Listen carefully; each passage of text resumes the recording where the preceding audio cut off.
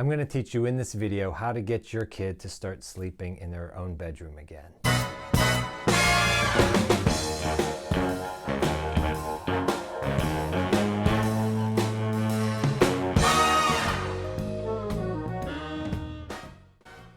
Hello, psychologically minded parents. Welcome back to PsychologyWorks on Kids. Let's cut to the chase. I hear over and over again parents complaining that their children are sleeping in the bedroom with them. It started out as a good idea. It didn't seem like anything was the problem, but now the parents want the kid to sleep back in their own bedroom and the kids aren't doing it.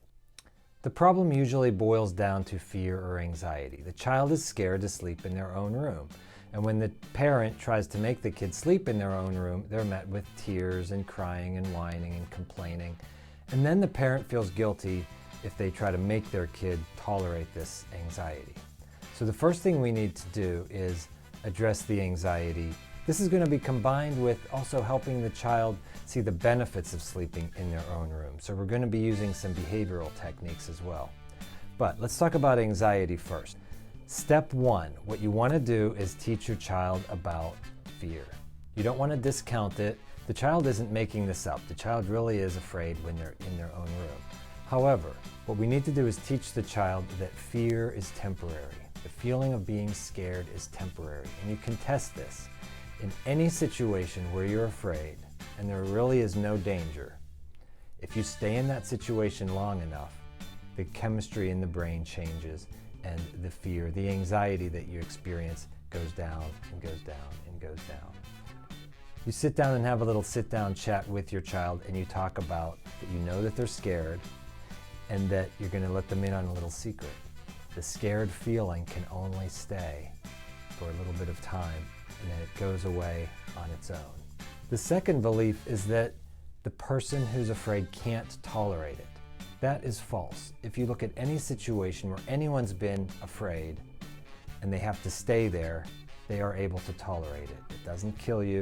It doesn't make your arms fall out. It doesn't make you turn purple. What happens is you feel uncomfortable.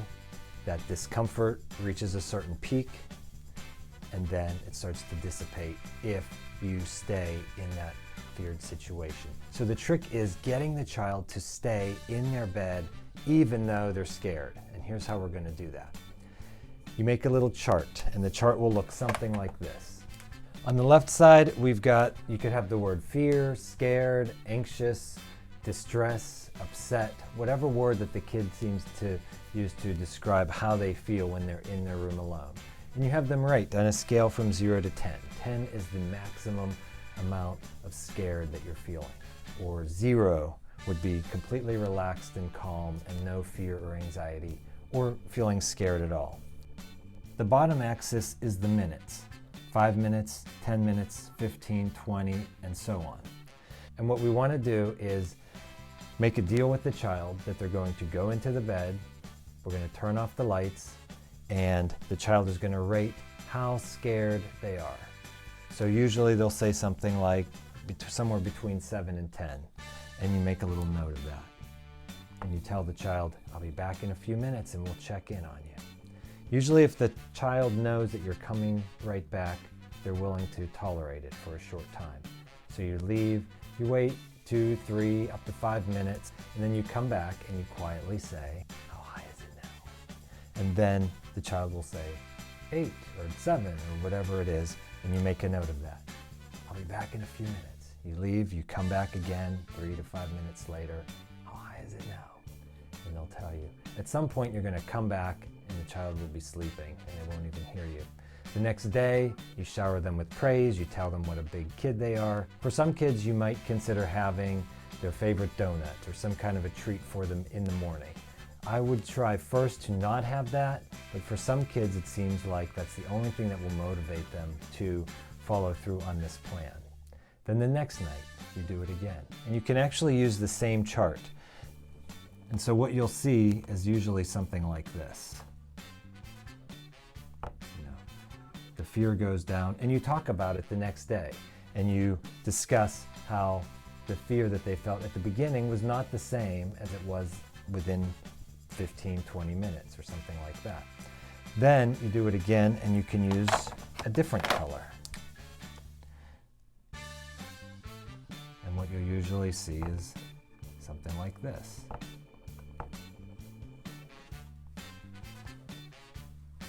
The next night you do it again. The next night you do it again.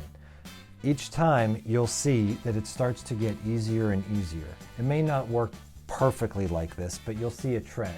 Maybe after several days, you'll start to see it like this. A couple days later, and then this.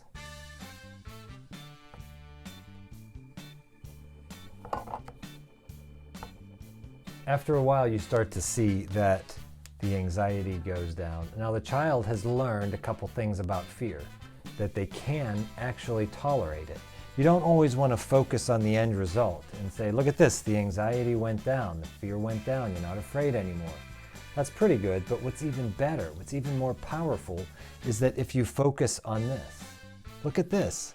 You were scared at a level 8 and you still stayed there. You were able to experience the anxiety while still staying in the situation, and you were able to endure it. You were able to tolerate it. And you want to give the kid a lot of praise and encouragement. What happens is the brain notices that nothing dangerous has happened, and it starts to reduce the fear and concern that it thinks you need. Most people call it getting used to it.